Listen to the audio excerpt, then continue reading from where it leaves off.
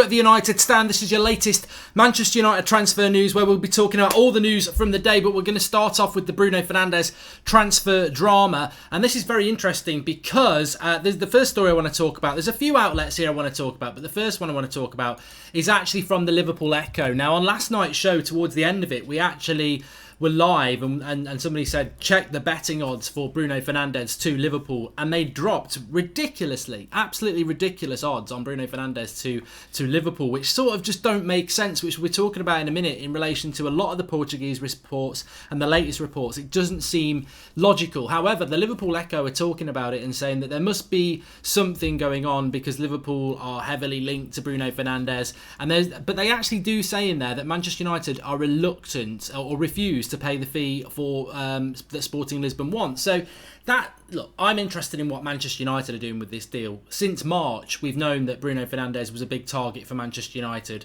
But, you know, maybe Wan-Bissaka was a target in March. It doesn't mean it's taken us till the middle of bloody June to be negotiating a fee. And the slow pace of how United do things can be quite irritating, especially when there is a player that I think he's going to be absolutely brilliant. If we have got any Liverpool fans watching, because you're interested in Bruno Fernandes, because I've seen Liverpool fans going, don't really know much about him, didn't expect us to go in for him. You're getting a cracking player if you get him. You're getting an absolutely cracking player if you get him. But we are slow, and to be honest with you, it's the same old story, isn't it? We're seeing it with Wan-Bissaka. I'm sure that's going to happen this week. I don't really want to talk about Wan-Bissaka tonight because the reality is I want to try and ignore the Wan-Bissaka deal for a moment, because I don't know how you lot feel, but I was talking about this a few weeks ago and with a few people today, and it reminds me of every transfer deal Manchester United do. They suck. They're joy suckers, Manchester United Football Club, aren't they, when it comes to transfers, because we know a player's signing before they do sign, so we don't get that excitement. I mean, remember, talking about Liverpool, that Fabinho deal, 8 o'clock they're linked to him, 9 o'clock they've signed him. I mean, that's the excitement. That's what a transfer can be like. It can be really exciting. We just never ever get it. But with Bruno Fernandes, the story in the Liverpool Echo was that Manchester United have refused to meet Sporting Lisbon's fee, which really, as we wander off there and try and grab what the true story is with Bruno Fernandes, have no doubts about this. Manchester United want Bruno Fernandes. They do. I've said it. Don't listen to me, but since March, a lot of people will say that as well. But also in recent weeks, we're getting more and more from the British tabloids now that Manchester United are interested, and we've had an absolute load from the Portuguese press. Manchester United want Bruno Fernandes, but Manchester United wanting a player and getting a player is a very, very different thing, and we've seen that over the years. There is a reluctance from our board to play the going rate a lot of the time, and we will walk away from a deal rather than pay £5 million more. Now, there was a rumour last week that Liverpool had offered around £40 million for Bruno Fernandes. I spoke the other night about this thing that if somebody makes an offer for Bruno Fernandes, Sporting Lisbon, if they reject it, have to give Bruno Fernandes £5 million. So it's interesting whether somebody actually has made an offer yet. But the interesting thing is that apparently, well, let's quote a few things from Sport Witness, who I think it's a very good website, who basically pull in a lot of stories from around the world and Europe and give it their opinion on it. And they're basically saying that with regards to this, there is a reluctance from not just Manchester United, but Tottenham were linked as well, and maybe even Liverpool, to pay the price that Sporting Lisbon want. I think Sporting Lisbon would like about 70 million euros, which is about 65 million pounds. But they probably would take around 60 to 65 million euros, which is around 60 million sterling, which I think is, again, look, I've said this, I'm bored of saying this. Wan-Bissaka is worth 50 million as far as I'm concerned. Welcome to PMV Patrick, the latest member of the United Stand Members Club, and Savage Black is using the beans emoji. Zeno Aman says, have a feeling we will sign Saul Niguez. I mean, Saul Niguez would be very difficult to sign because of his price, but interesting theory.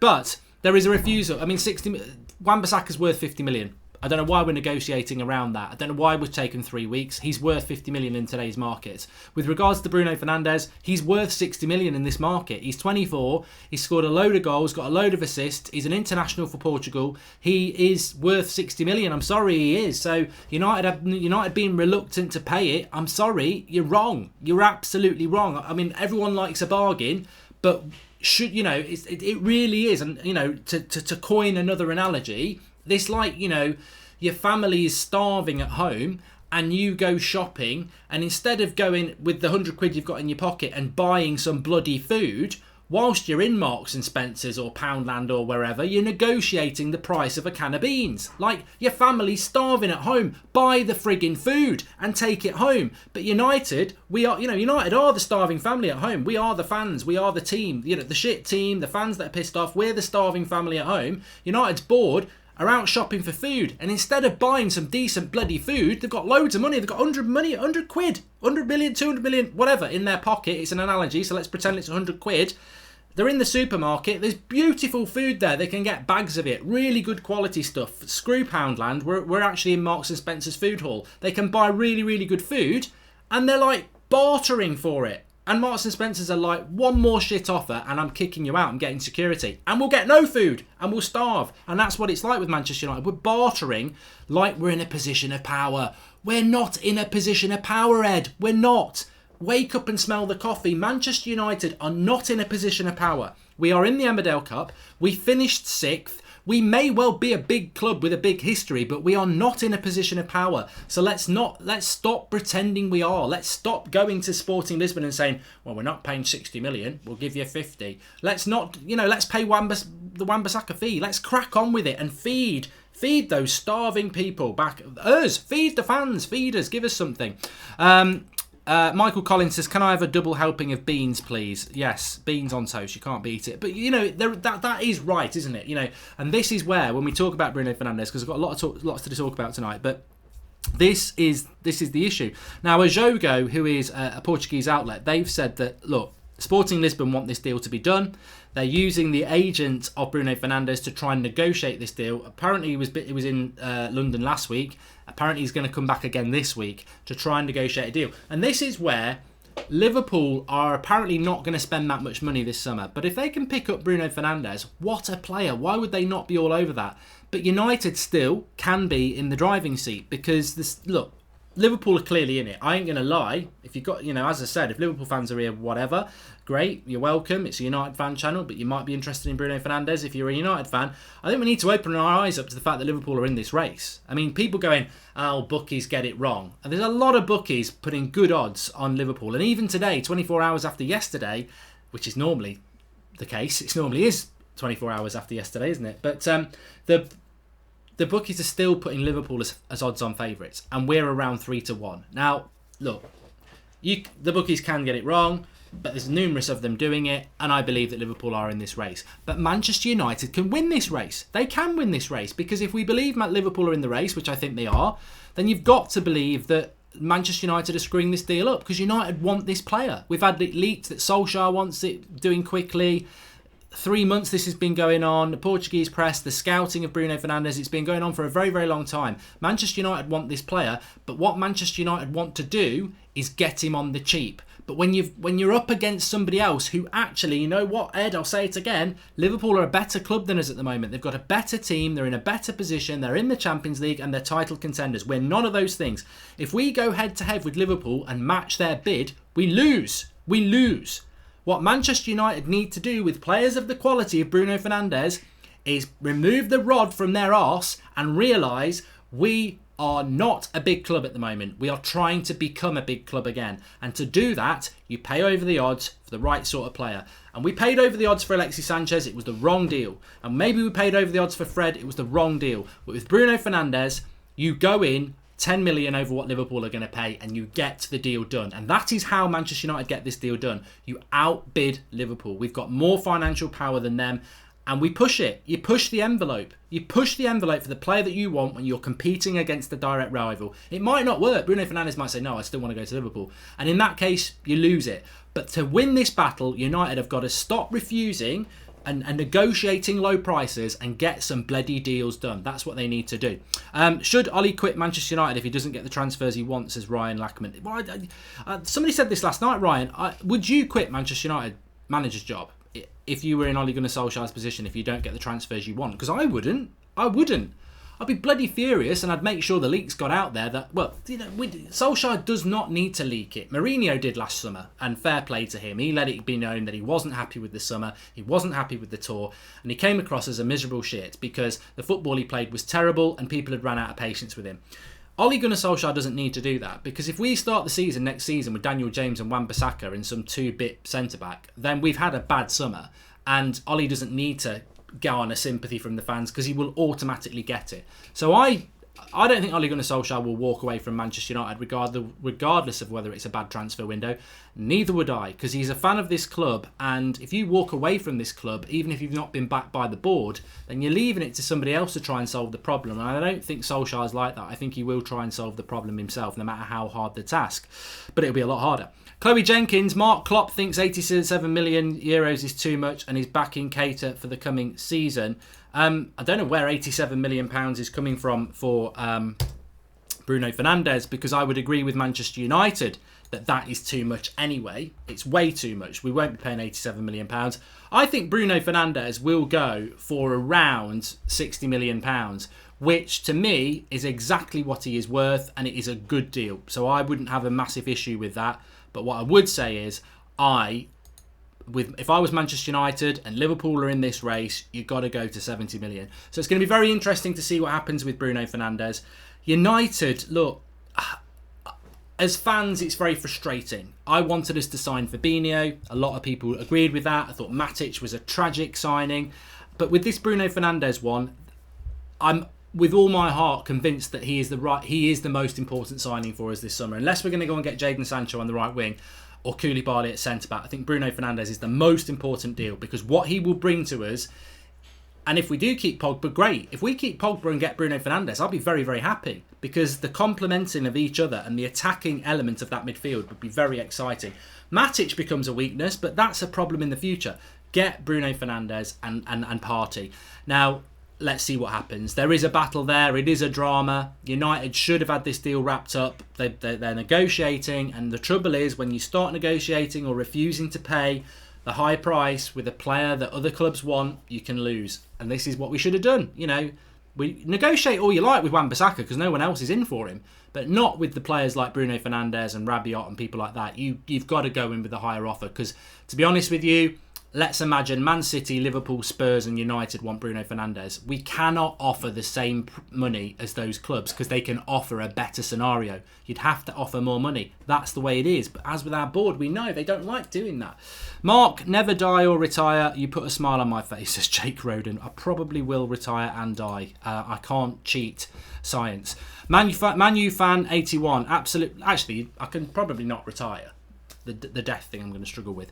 Man U fan 81, absolutely love your show. Watch it every day. I'm extremely frustrated with this transfer season, but hoping for a turnaround, for I am worried we will be fighting just to stay above the top four. I've been asked this quite a lot this week, and I think Manchester United have got to finish fourth, right? I'll repeat a tweet. If you don't follow me on Twitter, it's your loss, but I'll repeat a tweet this afternoon. Manchester United, minimum fourth. I'm not saying we're going to finish third, but they've got to finish fourth next year. Chelsea, no Hazard, new manager, transfer ban. Weaker than us. Arsenal, no, not really got any money to spend, and their defence is like a hooker's legs.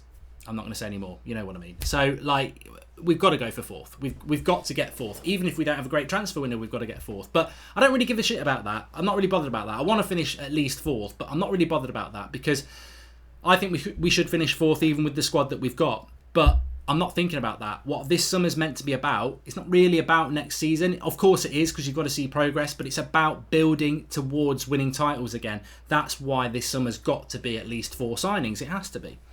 You missed my super chat, Mark, says Levine Pradeep. I never miss them. Well, I do sometimes, but I don't mean to. And I will go back and review the ones that I haven't. So yeah, there's still lots to talk about. Actually, I'm gonna hop over a couple of stories first of all, and just say that there was one I read in the Evening Standard today, which may offer you. Look, there's so many stories out there at the moment. You've got to take everything with a pinch of salt, haven't you? A bag of salt, some would say. But there is a story in the Evening Standard today that after Wan-Bissaka, Ole Gunnar Solskjaer wants another 3 signings, which fits in with what I consistently keep saying, and I haven't got a source on this. There's no HP or anything like that. It really is just for whatever you want to take my opinion on anything, from my side, guarantee we'll sign at least 4 players. I can't see a scenario where we don't sign at least 4 players. Hopefully 5 or 6, but definitely 4. Welcome, trading cards and more, latest member of the United Stand Members Club. But yeah, we'll sign at least 4. But what what the Standard are saying is basically that Manchester United, well, Ole Gunnar Solskjaer wants 3 more signings after Wan-Bissaka. So we've got Daniel James, you get Wan-Bissaka and 3 more. Ping, that's 5. I'll take that. But the interesting thing is, it's still not enough though, is it? It isn't. Because I thought, yes, 3 more signings after Wan-Bissaka. That's 5 signings for the summer. All right, we probably need about 11, but that'll do for summer 1. But then they said 2 of them are midfielders. And I thought, shit, that becomes a problem because Daniel James, Wan-Bissaka, 3 more signings, 2 are midfielders. Hold on, we ain't getting a right winger or a centre-back. One of those is not... So if we get 2 midfielders after Wan-Bissaka, we ain't getting a right winger or a centre-back if that story's right. And, I always said you've got to make 6 signings to just cover the bases this summer. Because Daniel James wasn't a position we needed. You take Daniel James away, right back, centre-back, 2 midfielders, right winger. That's what we needed this summer. Daniel James is sort of like the bonus 6th. But if you drop him into the 5, you lose one of the more important positions. Top Geezer said, would you be happy with a starting lineup of De Gea, Shaw, Wan-Bissaka, Lindelof, Koulibaly, Partey, Fernandes, James, Pepe, Martial, Rashford with Pogba to go? You having a laugh? Is he having a laugh? I'd love that. So basically you've got Koulibaly and Wan-Bissaka into the back 4. Yes. Partey, Fernandes and who's your midfield 3 there? That doesn't work though.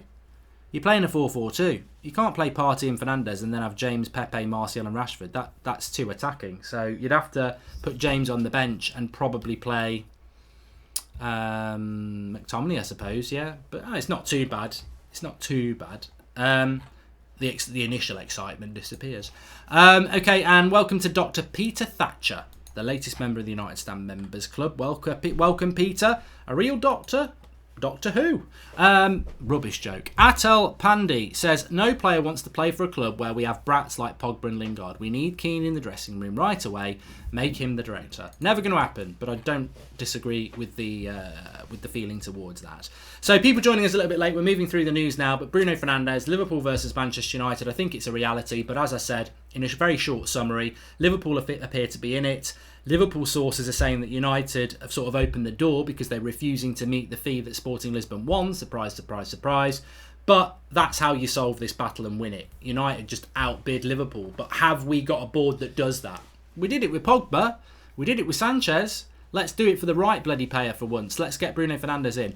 I don't see us signing a right winger. I fear the future, says Sean. You know what? I agree with you, Sean. And I saw a few people in the live comments saying there, if we do have Daniel James and Wan-Bissaka, we sign 3 more players and 2 of them are midfielders. What do you think the 5th one will be? A right winger or a centre-back? I think it will be a centre-back. I don't think we'll sign a right winger. Why would we? We've got Juan Mata and Jesse Lingard. Whip-de-woo. That would be the shame. But to be honest with you, what would you prefer then? If you can only have a right winger or a centre-back, we're not going to get both this summer, which would you go for? It has to be, I've got to be fair, it has to be the centre-back, doesn't it? Because I don't trust those defenders. It's got to be the centre-back. As long as the centre-back is top class. No player, yeah, we've read that from Atul. And Bryson 1989 says, if we don't change the structure of the club, we will be struggling for years. I don't see any of the players we are linked with as one of the strong leaders we need. If you disagree, then who? Says Bryson 1989. Well, look, the players we're linked with, to be honest with you, the leader that you're talking about doesn't really exist in the way that we want it to. The Roy Keanes, the Steven Gerrards, the John Terrys, they're not really, there are a few, but there's not really anybody that comes to mind that's like that anymore. But Wan-Bissaka is a very dedicated, hard-working, talented, reliable fullback. So look, he might not be shouting and leading the team like Roy Keane, but he's a good right back. Bruno Fernandes likes a tackle. He's not very good at it. He's tenacious. He's consistent. He's hard-working. So leadership can come in different ways. I mean, leadership can be very, very simple, like being consistent and keeping going and being talented. What we saw last year was a lack of leadership, not because people weren't shouting and leading the team, but because they were letting their heads drop. That's not leadership. Leadership can mean many things. Leadership can be you performing at your ability consistently for 90 minutes. We didn't see that from most of our team last year, especially in the last 3 months. So leadership's many different things. Of course, I would love us to sign a Koulibaly or a De Ligt because they are leaders, but leadership can be many different things. I agree that, look, Bruno Fernandes, Wan-Bissaka, Daniel James, Thomas Partey, Nicola Pepe, Jadon Sancho, Rabiot. They're not Roy Keane, are they? They're not John Terry. That's not what they are. But what they can bring leadership and consistency. Has Ndembele told Leon President he wants to leave? Yes, he has, says Jared Twomey. Yes, he has. Thanks for the contribution, Ahmed Blue. Let's just talk about Lukaku for a moment, because there was not reports, there was confirmed sightings that the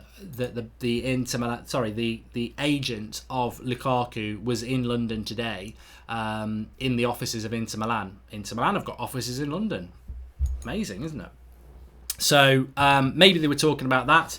The situation with Lukaku appears to be that Inter Milan, Manchester United want money. I think it was ESPN reporting that United do not want Icardi. I think that's a mistake. I really do think that's a mistake. They want the cash for Lukaku. I think that they want the cash for Lukaku because they're not going to replace him. They're not going to buy a striker, so that's why they want the cash to put towards other areas. Personally, I don't think you can go far wrong. Well, look, if United can get 75 million, 70 million for Lukaku from Inter Milan, which I don't think they can, then you've got 70 million added to your transfer budget. But if it's a choice between Icardi swapping for Lukaku or keeping Lukaku, you've got to do that swap deal. So that is, I personally would take Icardi. United just don't seem to be made up on doing that. And I think it's because they're not going to replace Lukaku anyway. And also, Solskjaer loves Rashi, doesn't he? He thinks he's amazing. Let's hope he can turn him into something amazing. But I personally would take him. The trouble that Inter Milan have got is they've got to raise the money. They've got to sell Icardi to get Lukaku. And who's going to buy Icardi? Which is why United probably should be looking at that deal. Imranu TV says, in that case, we should withdraw the clause in Alexis' contract and have him play in the position he played half of his career, right wing. Well, look, let's just talk about that for a moment, Imrano. It was a topic that's actually there with regards to Alexis Sanchez. Where do people stand on Alexis Sanchez now? I think he's got 2 goals and an assist in three games in the Copa America for Chile. There are United fans I've seen saying, oh, let's give him a chance. And then there are other United fans saying, give him a chance. He's earned like nearly 25 million quid at United, or 20 million or whatever. Ridiculous amounts of money, and he's done sod all in 18 months. And how old is he now? Let's have a quick look. Alexis Sanchez, I think he's 30, isn't he?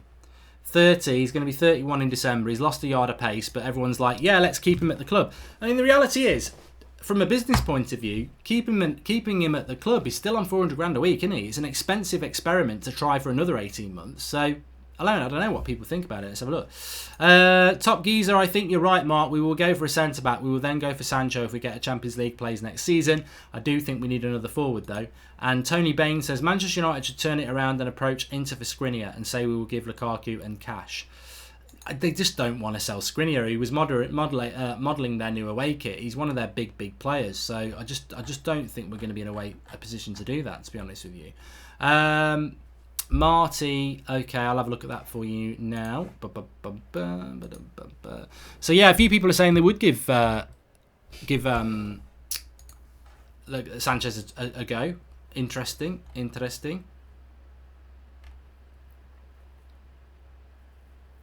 DeMarzio's just talking about Tottenham and Ndembele, which is quite interesting, isn't it? Because where are Tottenham getting the money for Ndembele, or have they moved away from Bruno Fernandes to get Ndembele? I mean, that to me will make me throw up. That will make me throw up. If Liverpool get Bruno Fernandes and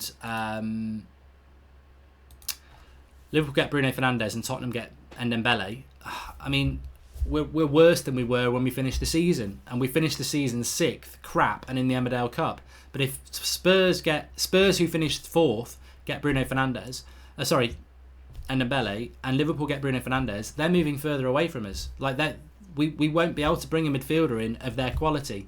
Thomas Partey's not as good as those two, I don't think, and he's probably not available anyway. And he's also in the African nations, the AFCON, so won't be going on the pre-season tour. You get Ndembele or Bruno Fernandes, they're flying out with you to Australia. So I just don't know. I don't know. You can't get too negative because none of these things have happened yet, but I am very worried. And the thing is, look, of course there might be a footballer out there who says, I want Champions League football, I don't care what you offer me. But the reality is, if as I said with Bruno Fernandes, if Liverpool are going to pay 60 million for him and give him 200 grand a week wages, United ring his agent up and go, well, we'll pay you 70 million, Sporting Lisbon, so they'll accept our offer. And then you go to Bruno Fernandes and you go, and we'll give you 250 grand a week. I mean, look, I know we're spending, but people talk about the wage structure and let's not damage the wage structure. There's a big difference between paying Bruno Fernandes £250,000 a week to get him away from Liverpool's clutches and bring him into our team. 400 grand a week is what's damaging our wage structure. You know, Alexis Sanchez is on nearly double what our next best player is. It's ridiculous. That's what's damaging the wage structure. But United have got to be aggressive. I always say this. I said this like the last 2 or 3 transfer windows, and we've all agreed on that. United have got to be ruthless and aggressive in the transfer window. Ruthless with the players you get rid of, aggressive with the players that you're going for. They've got to. You can't sit back negotiating. We're back shopping in the shop, starving kids at home. Look at Real Madrid, 4 signings already, and they want more players. And Pogba, what are we doing other than having a holiday in the beach, as ex-Smazers? I think Manchester United are in a bloody mess. We spoke about this at the weekend. We're in a mess. The 2 reasons we're in a mess is because they don't know what's going to happen with Pogba, and the targets they wanted, they're not able to get because they're negotiating too much. The transfer window is slipping by too quick for United, and they're in a mess. They can turn it around, but does anybody trust them to turn it around? That's the thing. I will applaud them when they do, and I hope that they do. But let's not beat about the bush here. United's transfer window has not been very good, and it's not looking good for the targets that they want. Of which Ndembele is one, of which Bruno Fernandes is definitely one. Rabiot was one as well. I mean, what you get is you get the sympathisers, the apologists coming out saying, show me the proof that we're in for Rabiot. Okay, all right. Let me just get Ed Woodward on the line. He will publicly tell you, Mr. Twitter, that we were after Rabiot and we got turned down for Juventus. That never happens. That never happens. But it doesn't mean we weren't obviously in for Rabiot. Of course we're in for bloody Adrian Rabiot. There's a major reason we were in for him. 1, he's a very good midfielder and we need midfielders. But 2, winning the prize, the fact that he's free. Like, Ed Woodward would love to get Rabiot because he's a good midfielder, but mainly because he's free. There's no transfer fee. United wanted him. They tried. They didn't get him. You know, end of story. But let's not pretend that we're not in for these people. No, we're not in for Rabiot. We're not in for Bruno Fernandes. We're not in for Ndembele. We not in for Telemans. We just want Sean Longstaff. He was the priority as we came into this window. Thanks. We're getting relegated, at least we know. See you next year. Bill Age 1 says, selling Pogba straight Lukaku all and keeping Deadwood not willing to spend in this or the last transfer window, keeping Ed and no director of football, are they asset stripping before they sell the club? I don't think they are, you know. I don't think the club is up for sale. I don't think we're going to sell the club. I'd like to see that be the case, of course. I think we all would, but I don't think the club's up for sale. And I think if the club was up for sale, you would be trying to retain its value. United's value, I think, since the PSG game has dropped quite a lot, and it's still dropping. So if they're looking to sell, you sell at the most valuable point. You know, if your club is, and I don't know what United's share price is, but if United's value is, as a football club, is 400 billion, and that could be right, it could be wrong, I don't know, and it's dropped to 350 billion because of poor performances, you've lost yourself 50 billion if you sell. And if we keep getting worse and we drop to 300 billion, you've lost like a lot of money. You know, you sell the club at its optimum price. And if I was United and it's dropping, if I was the Glazers and I did want to sell, I would be like, right, we are losing value. We can't sell at the moment. How do we get the value up? Right, in a year's time, we need to be back in the Champions League. The team needs to be exciting, showing progress, and have some good players. That's how you'd go about selling. So I think if United are looking to sell, then they would be spending and trying to get the club back. If they're not looking to sell, that's the more dangerous thing. If they're not looking to sell, but they know they're still going to be making profit each year, all right, the profits are diminishing, but they're still making profit, that is the more worrying scenario, because they might be, look, we're not going to spend a lot of money. We're just taking our profit out of the club. It will get by, and hopefully we might scrape top 4 without spending much money. That's the more worrying scenario. Okay. Glazers in forever, says Peter van der Schoens. Surely not a Manchester United fan. Please do smash a like on the video, everybody, anyway. And look, That road to 500,000 subscribers is on. It's on before the start of the season. We've got about 5-6 weeks to do it. We are very, very close to 480,000. Another 10,000 knocked off. I think we were on 470 about a week and a half ago. So please do subscribe. We can hit 480,000 tonight, and then we're into the 80s. Another 10, then we're into the 90s, and it gets really exciting. So help us out on the road to 500k. Bottom right hand corner, please do subscribe, and if you have subscribed, please do click the share button, share it on Twitter and Facebook. And now our thank you to you, because we can formally and open up the fact that on August the 8th we are having a United Stand get together. In the video description you will see there is an email address. I think it's unitedstandorders@gmail.com. That's where you can apply for your tickets. I think it's going to be 2 tickets per person. What you need to do is just email us with your name and your age, because we don't know with the venue yet whether over 18s will be allowed in, or whether you come with an adult or whatever like that. But obviously if you're over 18, great. So unitedstandorders@gmail.com. Send us an email with your details, and we'll put you on the list for tickets on August the 8th, which is actually the transfer deadline day. We'll be doing like a live shows and everything like that there, but it's the United Stand get together. Where's it going to be? Well, look, we thought about Manchester, but the reality is there's a lot of people from all around the country, and obviously there might be people flying in as well. So, and more importantly, there are some celebrity guests that we're hoping to get come who are based in London. So we're going to do it in London on August the 8th. Looking forward to that. So make sure you subscribe, because we've got to hit 500k to do it, haven't we? Yeah, so I'll remind you about that at the end. People are talking about me talking about United's value being 350 billion. I was joking. I was joking about that, but it is what it is. Cairo Mitchell, stop telling me to check Twitter, because I'm not going to check Twitter. I don't take any need to do that. And also, I don't need to check Twitter, because Draughty Devil's in the live comments and he will tell me if there's anything that needs to be picked up. And Stephen Bradshaw, you've just been blocked by the channel because I'm fed up of people talking about the audio. There's nothing wrong with the audio. Turn it up or get better internet. I checked it last night. Okay.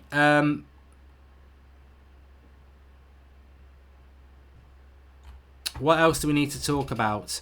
United reject Cardi, 3 for 2, best 11. So yeah, Ole Gunnar Solskjaer, this is interesting as well. Ole Gunnar Solskjaer has spoken about, the pre-season games. I think we've got Perth Glory, Leeds United, Inter Milan, Spurs, the Norwegian club. And Ole Gunnar Solskjaer has said that on the 3rd of August, our final pre-season game is in Cardiff against AC Milan.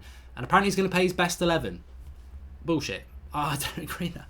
I just think it's total nonsense. I just think it's just filling pages. I really do not think that he will play his best 11 against the week before we play Chelsea, because what if we're signing Koulibaly? He's not even back yet. I don't agree with that. I think he'll put a strong team out, but I don't think we're going to play our best 11. Yeah, I'm going to play my best 11, and I'm going to play exact tactics I'm going to use against Chelsea in a massive opening game season a week before, just to give Chelsea an idea of what we're doing.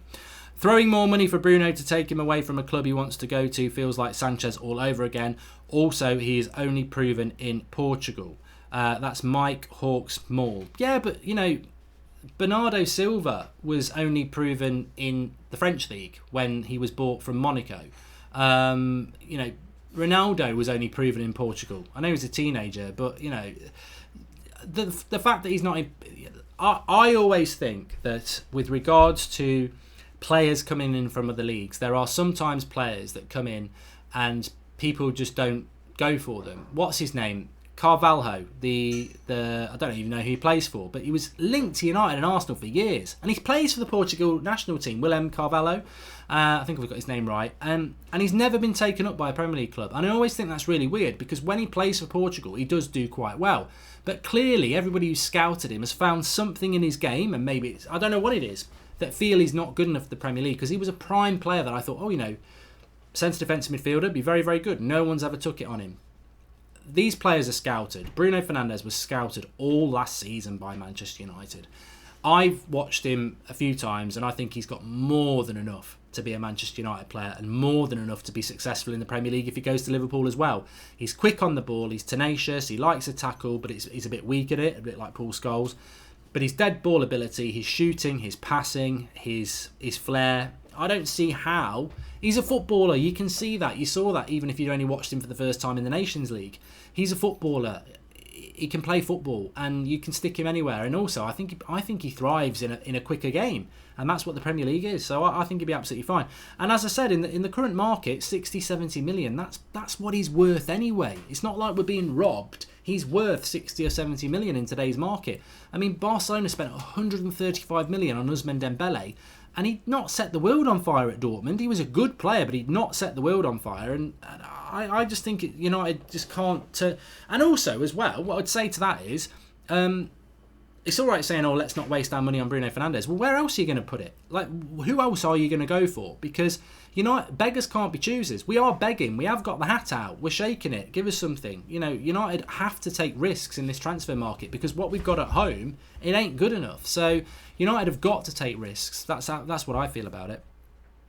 When a club signs 4 to 5 players, only 3 or 4 of them have a successful first season. United won't have all players firing in their first season, says Shabo Selfie. I think that's a great point, and we spoke about that before, didn't we? That is a very, very good point.